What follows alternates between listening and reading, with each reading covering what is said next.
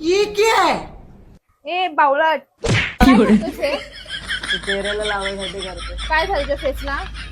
ऍक्ने उठलाय, blanket सुटले, tanning आलंय.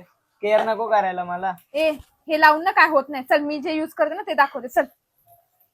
तू जे लावतेस ते माझ्या चेहऱ्याला सूट होणार आहे काय? उगाच फालतूगिरी करू नको. अरे बाळा ते आयुर्वेदिक आहे, ते ऑल स्किन साठी आहे. चल तर दाखवते. नक्की काय आहे? चल दाखवते. चल. तर हे आहे एव्हर आयुर्वेदचं ब्राईटनिंग फोमिंग फेस वॉश. तर याची पहिली स्टेप आहे फेस वॉश करून घेणे. तुम्हाला माहितीये का मला हे प्रोडक्ट का आवडले? हे प्रोडक्ट फिमेल मेल दोघंही युज करू शकतात.